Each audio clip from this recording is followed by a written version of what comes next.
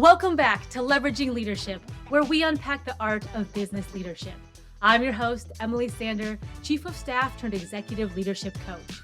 I work with people to help them step into effective leadership and realize their professional and personal goals. If you have known failure and success, if you have had good bosses and bad bosses, if you are a high achiever and want new ideas, and if you want the practical and tactical side of things, then you are in the right place. This show is all about finding your points of greatest influence and leveraging them to better serve those around you. The book for this book club episode is The High Value Writing Workbook, Write for Success in Work and Life by Erin Labax. And if that topic or name sounds familiar to you, you're not wrong. Erin was on the show before in episode 56. And if you missed that conversation, you can go back and listen to it. It's a great one. She dropped lots of good information on how to write better at work. And this workbook is the corresponding workbook to her main book, High Value Writing. And she was kind enough to give me an advanced copy. And so as I was working through the manuscript and going through the exercises and little prompts she had in there, I wrote her back immediately and said, this is a must read for executives. This is a must read for any business professional. So I'm very happy to be highlighting some portions of that workbook in the episode today. So let's jump in.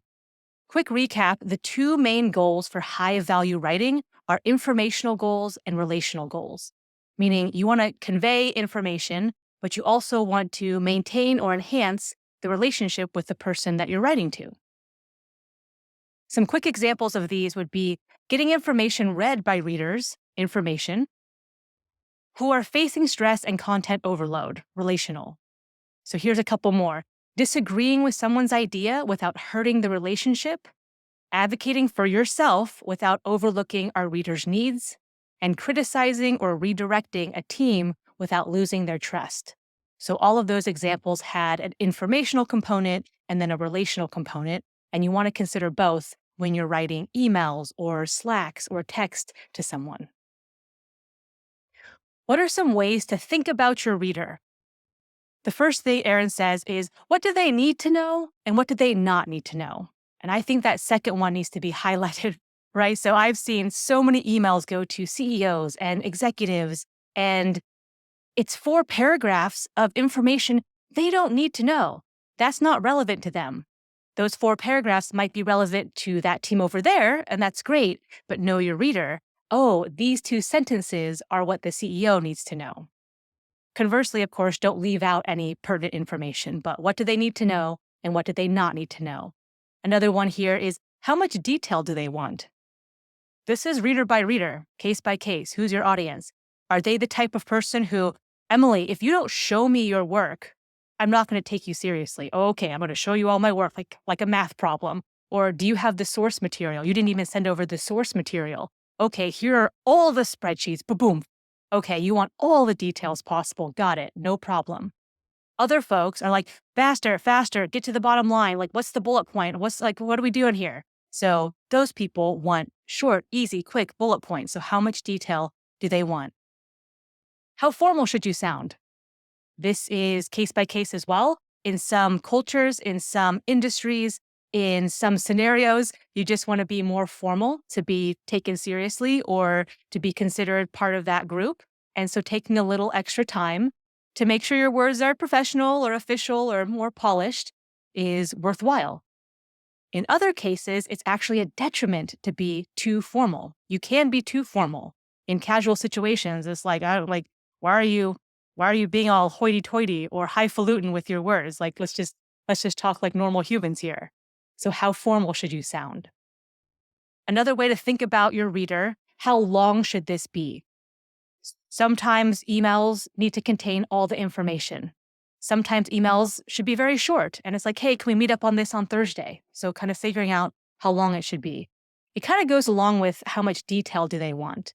I've seen people send over emails to me that are like, you're writing me the sequel to War and Peace. I am not going to scroll through an email and read, 10 paragraphs of this thing. Just send me the cliff notes or the executive summary and let's talk about it. So how long should this be? Importantly, this last one, how could I make my message cut through the noise? Whoever you're writing to, I bet is super busy. They are reading dozens, if not hundreds of emails in an hour or in a day. They've got the little dings and notification and flashes and alerts, and they're trying to sort through all this stuff, and you got to make your message stand out. So those are some ways to think about your reader. Overall, we're trying to be concise and nice. We want to be concise and nice at the same time. How do we do that? Focus on meaning over words and lead with who and what information. So focus on meaning over words and lead with who and what information. A fun quote from the book I like is, phrases that don't convey meaning but only increase our word count ruin our concision. So first of all, concision is a cool word, and you should try to use it in a sentence today. Secondly, how can we be concise and nice and not ruin our concision? First tip, reduce slow lead-ins. Example, it has come to our attention that the team performed an audit on this data last year. Instead, consider this one. The team audited this data last year. The slow lead-in is, it has come to our attention, or this is to inform you, or I'm going to outline the following. Just get to the point. Just do it and take off the slow lead-in. So reduce your slow lead-ins. An interesting point in the workbook was reduce to be verbs. Examples of these are am, is, was, were, will be, and will have been. So those to be verbs.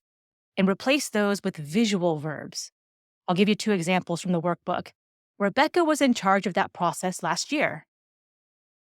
Rebecca directed that process last year. So was versus directed. Second example, Praveet was active in mentorship last quarter with a new recruit. Praveet mentored a new recruit last quarter. So was for mentored. And I went through some of my emails and my writing. I was like, do I use a lot of to be verbs? The answer is yes, I do. And I said, okay, my goal is to incorporate some more visual verbs. So more dynamic or engaging verbs. Visual verbs is a great word because you can literally visualize Rebecca directing that process last year or Praveet mentoring that new recruit. So use some visual verbs. Here's a common topic of coaching conversations is, Emily, I emailed my boss and they don't get back to me. Or I sent a request to my colleague and I've sent 5 follow-ups and I never get a response. How do I get people to respond to me? Make it easy for them to read your emails. Make it easy for them. How do I make it easy? First tip, use simple words or use familiar words. Back in the day, the type of language that you used and the vocabulary you had was an indication of, oh, here's this person's socioeconomic status. So it's kind of signaling to people, hey, I know these $12 words and I'm going to throw them out here in my email to you or in my letter to you. Today, most of that has gone by the wayside. In some industries, and we'll talk about this a little later, in some industries, it's still there and you want to be able to use the lingo. But in a lot of cases, it's tell me this in a way that I can easily understand it. If I can easily consume the information that you're trying to get over to me, I'm going to be more likely to understand and respond to you. All right, use simple words, use familiar words. Example, we will now demonstrate the modifications versus we will now show you the changes. All right, so we will now show you the changes. Everyone gets that. Could most people hang with you on we will demonstrate the modifications? Yeah, sure, probably. But we will show you the changes. It's just easier. It's like, okay, I understand what's happening here, and they're going to show me some changes. All right. Besides making the content easier, so using simple words and making the content easier, you want to physically make it easier for them to read. So if you're watching on YouTube, I have an example here of a less scannable version of a message. If you're listening, I'm going to read this to you and explain it. So a less scannable version might be, it is important that management receive survey responses to our UX survey by the end of Q2. There are a few steps required to complete the survey. You must log in through the employee portal, submit your answers, and then follow it up with an email to your supervisor. And that's all in one paragraph. A more scannable version of that same message would be as follows. Please complete the required UX survey by end of Q2. To complete the survey, and there's 5 numbered points here. 1, log in here. 2, answer all questions. 3, click submit. 4, wait for the confirmation email. 5, forward your confirmation to your supervisor. Visually, the second one is far more appealing. It's easier to read. It's easier to scan. It says, okay, this message out of the 100 of messages I'm reading through is directed at me. I have to do things. It looks like there's 5 things I have to do. Oh, and here's an easy link to the resources I need. So making it physically easy to scan through and understand what you're writing. Another aspect of high-value writing is considering that we live in a global world, right? So we're connected to people in different ways. You probably have worked with someone or work with someone in a different country or perhaps around the world with a very different set of environment and culture and interactions and how you go about doing business. So we want to consider industry, generation, regional, or national cultures. And some ways to think about that would be the level of directness you use. So being more direct is often appreciated in the US and in Western Europe. Statements like, I'd like you to choose a different designer would go over just fine. That's perfectly acceptable. Being less direct is often appreciated in East or Southeast Asia. So that same statement might need to be tweaked to something like, I've observed some differences between the designer's style and our team's needs. That might be the more appropriate and more relevant way to convey that information. Another aspect to consider, the level of formality. You can be more formal, and that's often appreciated in certain industries, such as law and medicine and academia. So a statement like, we request your presence at this year's holiday celebration, Thursday after business hours. Being less formal is often appreciated in smaller businesses, in K-12 education, and those serving in a community. So that same message could be, hey, please join our holiday party Thursday after work. And that would go over just fine. The level of formality is something you want to think about. The last one here is level of hierarchy. In a more hierarchical environment, you could use something like, it has been requested by management that you provide feedback.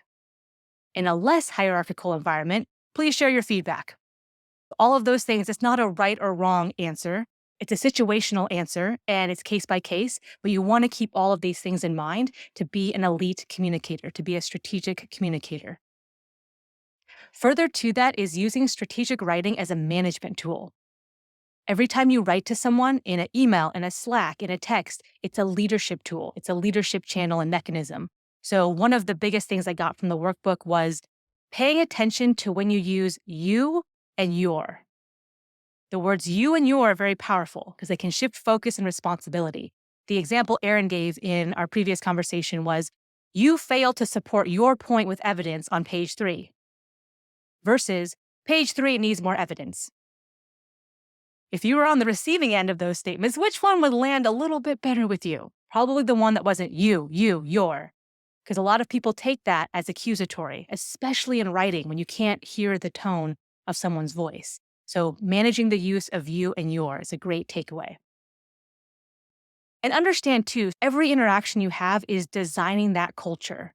If you're a chief of staff, if you're a CEO, if you're a senior leader, your interactions count. All of them. People are paying attention. People are watching you, whether you know it or not, whether you like it or not. And each one of those interactions is an opportunity to build trust and design the culture in the way you want. Oh, that's how you get ahead at this company. Okay, you're a jerk. All right, you kind of cutthroat, you're short with people, you're abrupt, you're command and control. Okay, got it. That's the example that people are setting for me. Well, that's going to build one culture. If instead it's a culture of respect and belonging and I want to hear your opinion, doesn't mean I'm going to take all of your suggestions, but I'm going to hear them and get your input. And that's the culture we have. We want people who are sharing ideas, who will challenge, who will push the teams to get better. All of that stuff can be built into your writing. Do you need to sit there for 12 minutes to do a 2-sentence Slack message? No. Do you need to try to make your emails Shakespeare? No. Just be aware that it's an opportunity to build trust. Maybe taking the extra 10 to 30 seconds to phrase that a little bit differently can go a long, long way.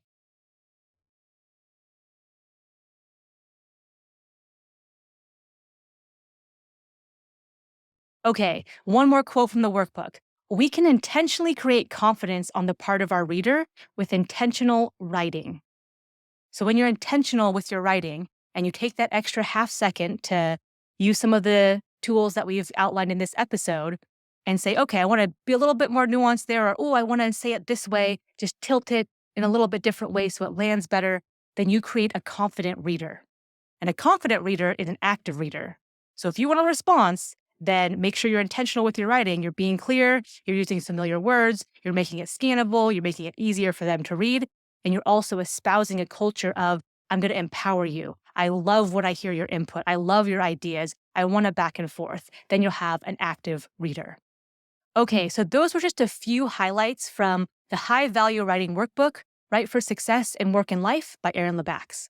That workbook is available on Amazon or wherever you get your books. I'll have a link for that in the show notes to make it easy for you, or you can just look up the name or search the name on Amazon and find it there. But I would highly recommend this workbook. It's a short workbook, not very long at all, but each page packs a punch. And as I was reading through the workbook, I imagine there's a couple different ways you could use it. You could read it all at once, of course. You could also go through chapter by chapter or section by section slowly and let that absorb and maybe practice the lesson in each chapter for a while and then go to the next one.